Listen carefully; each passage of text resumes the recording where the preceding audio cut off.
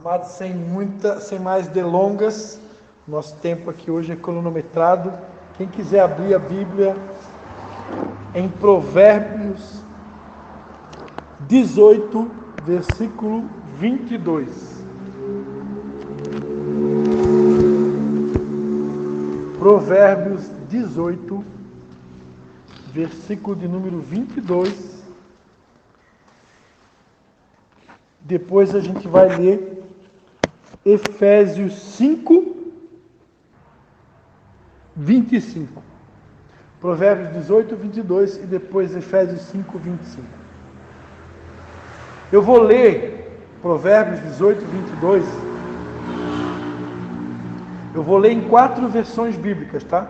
Eu vou ler na Nova Almeida atualizada, eu vou ler na King James atualizada, eu vou ler na Nova Tradução na linguagem de hoje e eu vou ler na Almeida Revista e atualizada. Amém? 4 versões.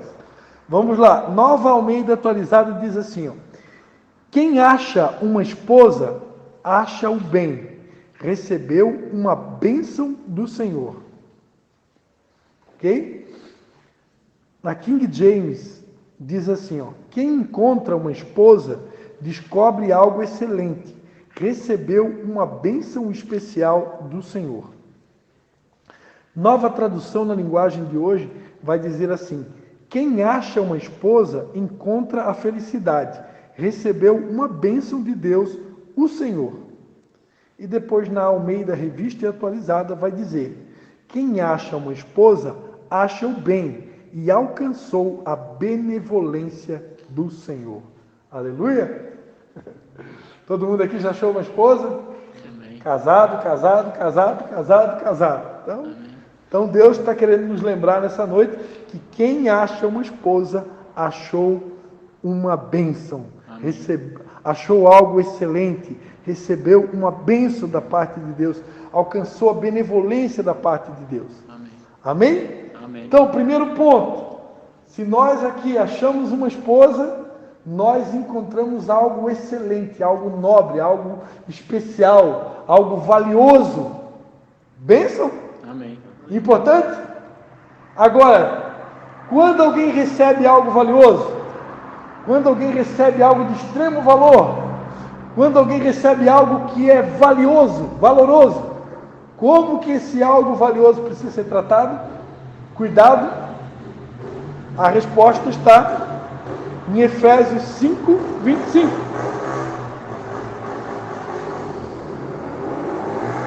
Efésios 5, 25. Um texto que a gente já leu aqui. E eu quero ler novamente, porque foi a palavra que Deus colocou no nosso coração. Efésios 5, 25.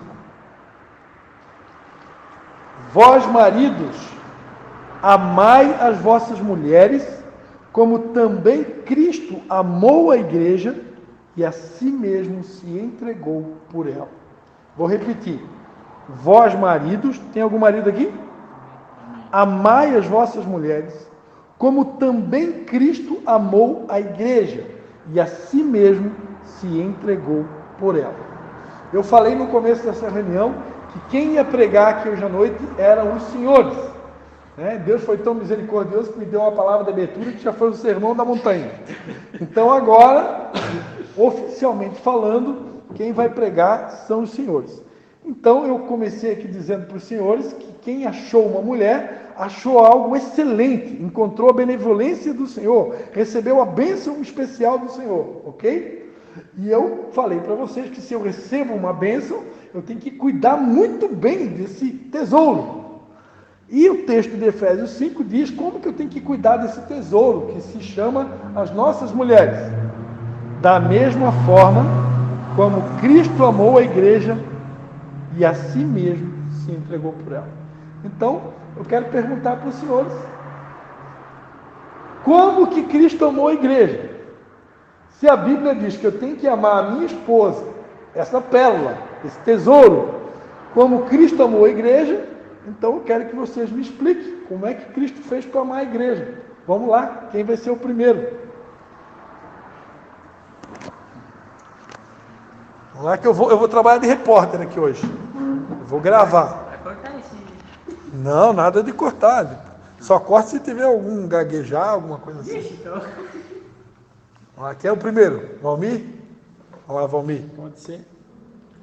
Cristo amou a igreja, dando a vida por ela, né? Morreu na cruz do Calvário por ela, né? Acho que não pode existir um amor maior que esse, né? Eu acho, né? É tremendo, né? O que ele fez pela igreja, né? Tudo que ele praticou, né? No tempo que ele andou com os apóstolos, ele só semeou amor, né? Amor e misericórdia, ensinou tudo, né? Por isso a gente está aqui hoje, falando dele, né? Ele deu a vida por mim, por você, pela igreja. O que ele pede é isso, que a gente creia nele, né? É maravilhoso, né? Falar de Jesus, ouvir o que ele nos deixou, né? Cada dia a gente aprende e cada vez a gente se emociona até de falar, porque falta palavra, né? Para descrever o que ele fez por nós, pela igreja, né? Amém? Aleluia. Olha lá, Anderson. O próprio Jesus, ele era o amor, né? Se a gente pensar. O carinho que ele tinha e o zelo que ele tinha pelo seu povo. O amor, né? Jesus, ele repreendia, mas ele repreende com amor. Repreendia o povo com amor, né? E só nessa parte de ele ter morrido, que o irmão já falou, isso representa o amor, né? Mas o amor verdadeiro é aquele que muitas vezes a gente é repreendido pelo carinho. E Deus tem um carinho enorme na gente, e muitas vezes por isso que a gente é repreendido, né? Então, o amor de Deus em nossas vidas é grande. Deus tem um zelo por cada um de nós. Tem pregações que eu escuto que o pastor diz que Deus tem ciúme de nós. Então veja o tremendo amor que Deus tem pela sua igreja. Tem ciúmes, né? Então, quando a gente fala de amor, né? Se a gente não tem nem explicação de falar disso, que o amor, ele é abundante. Se a gente for falar tudo sobre amor aqui, a gente vai passar a noite e se brincar passar o ano falando. não acaba. Não acaba. Então, o amor para mim significa isso. Joacir. Vamos lá, guerreiro. O que eu ia falar, o Bob já falou que o amor, que tem tanto amor por nós, que ele deu a sua própria vida para pagar nossos pecados. Já, o que eu ia falar, já, para mim já. É o que eu achava, no caso. Né? Minha mãe ideia, cadê?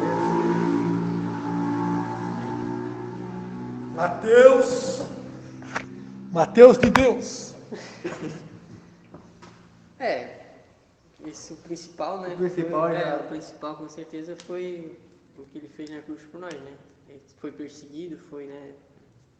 Fizeram muitas coisas, muita maldade para ele, mas foi isso que ele Deu sua própria vida. deu sua própria vida para salvar a nossa, a oportunidade nossa. E dá a chance de cada dia nós acordar, trabalhar.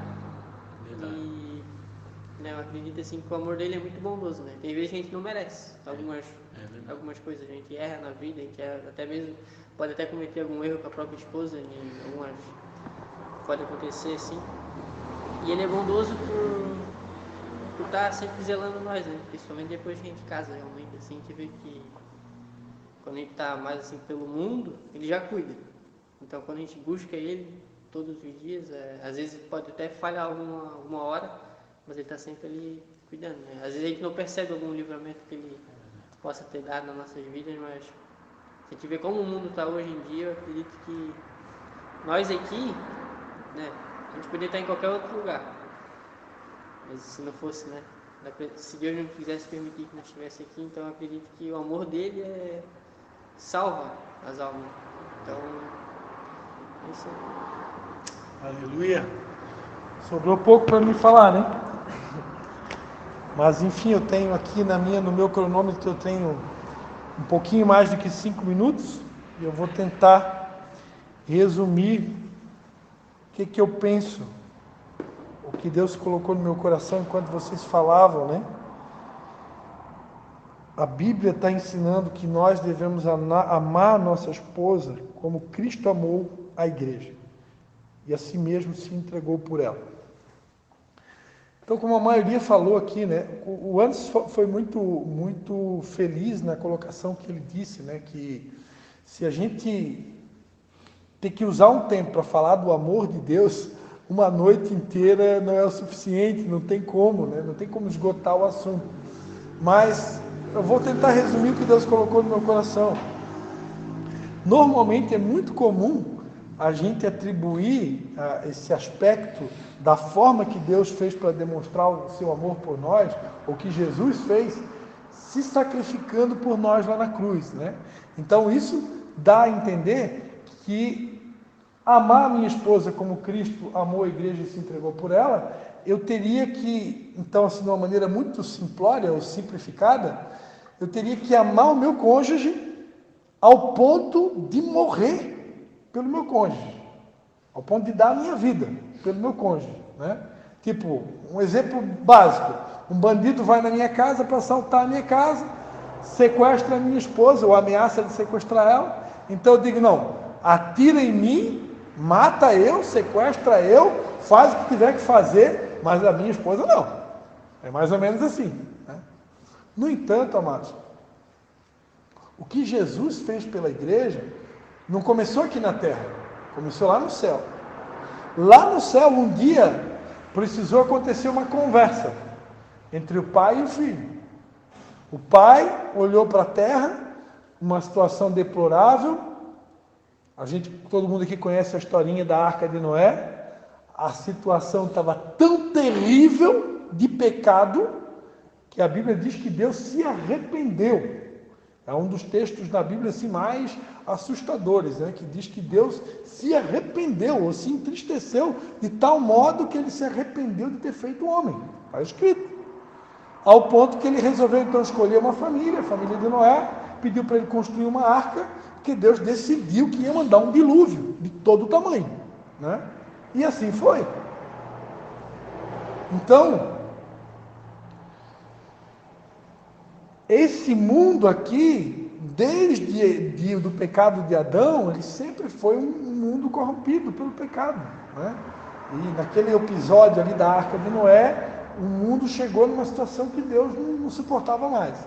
Então, dentro desse aspecto, lá do céu, Deus, claro, Deus é onisciente, né? Desde o dia do pecado de Adão e Eva, ele já tinha traçado o plano, né? Que ele enviaria o Filho Jesus aqui na terra.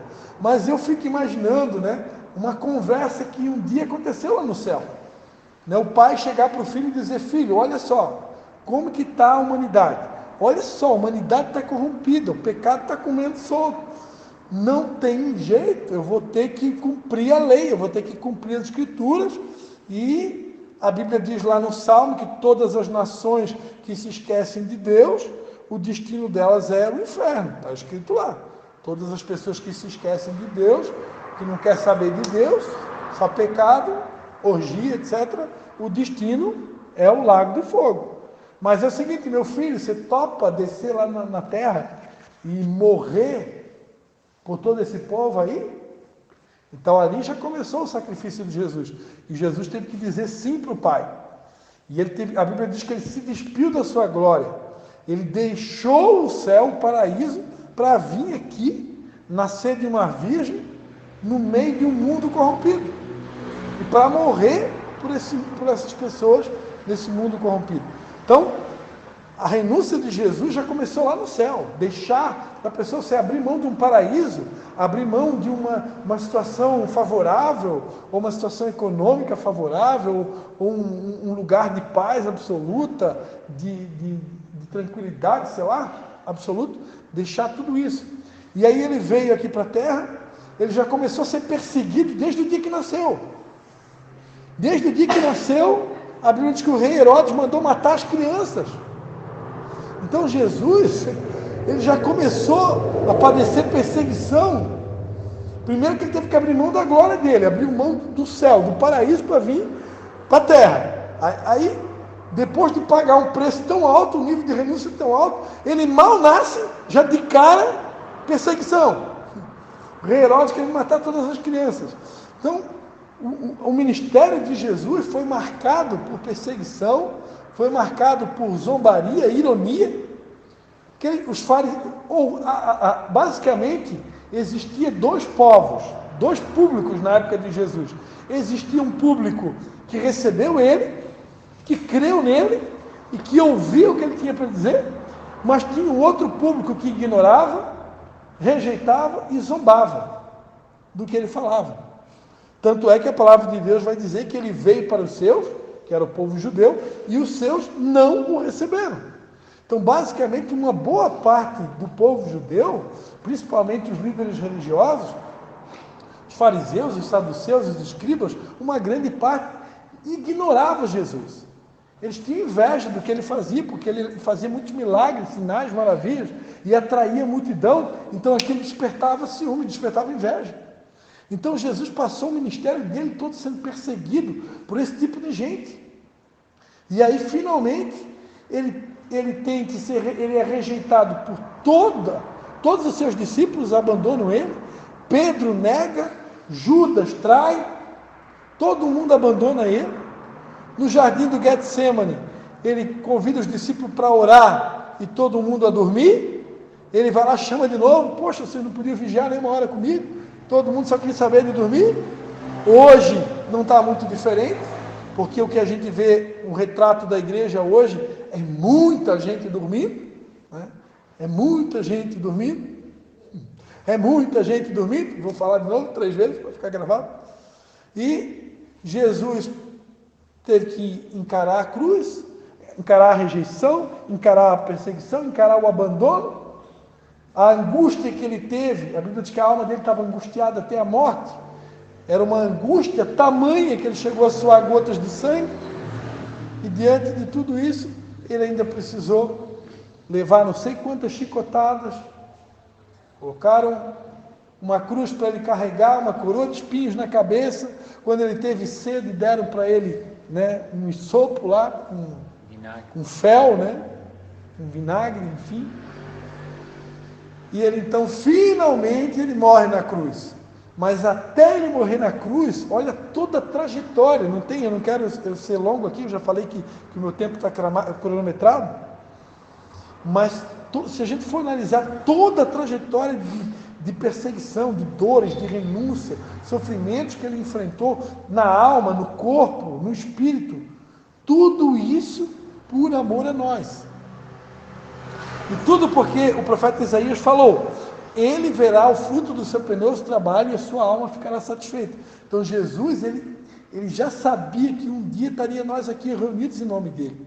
Então, eu imagino que na mente dele ele tinha muito claro, né, as milhares e milhares de almas que seriam salvas se ele conseguisse completar a obra dele. E ele foi até o fim, concluiu a obra. Então, dentro dessa ótica, onde a renúncia de Jesus já começou lá no céu, desde o dia do nascimento dele até a cruz, houve toda uma trajetória. E toda essa trajetória de dor, de sofrimento, de renúncia, de perseguição, ele passou por amor a nós. E dentro dessa perspectiva é que nós temos que amar a nossa esposa. Ou seja, equivale a dizer que eu precisaria 24 horas por dia, todos os dias da semana, ou enquanto eu existir nessa terra, eu tenho que estar disposto a renunciar ao que for necessário, pagar o preço que for necessário, ou sentir a dor que for necessária, por amor ao meu cônjuge. É esse nível de amor que Deus espera que nós possamos dar para o nosso cônjuge. Eu tenho certeza absoluta. Todos nós aqui temos sonhos. E se esses sonhos estiverem vinculados ou alinhados com os sonhos de Deus, pode ter certeza, Deus vai realizar cada um dos nossos sonhos. Agora, pode ter certeza mais ainda, se os nossos sonhos, se nós tivermos ao nosso lado os nossos cônjuges, as nossas esposas, pegando junto com a gente, eu diria que tudo vai acontecer muito mais rápido, porque a palavra de Deus é clara, é melhor ser dois do que um, né?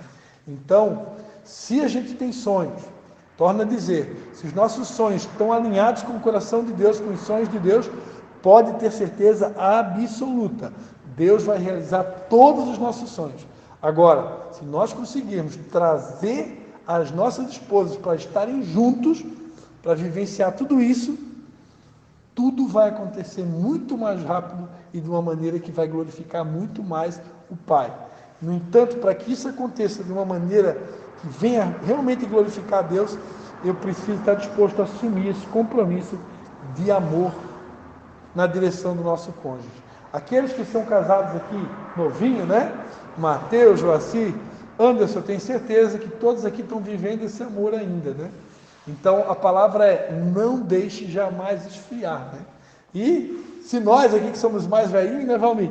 Se por acaso deu uma esfriada, Deus está falando nessa noite, vamos tacar lenha nesse casamento aí, vamos tacar fogo nesse relacionamento, porque uma mulher incendiada do nosso lado, ninguém segura a gente, né? A minha esposa hoje começou o dia tacando fogo em mim, eu já taquei fogo nela, e aí por isso que eu estou aqui pegando fogo, estou aqui literalmente em chamas. Aleluia! Fala Deus! Amém? Então o negócio é tacar fogo nelas, que elas tacam fogo em nós, e a gente em chamas, nós vamos alcançar o mundo para Jesus. Você pode dar um aplauso a Jesus? Aleluia! Vamos orar.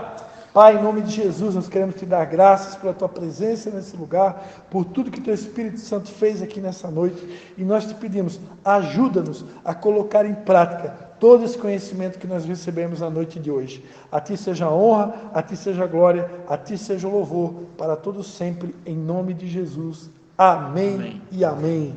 Aleluia.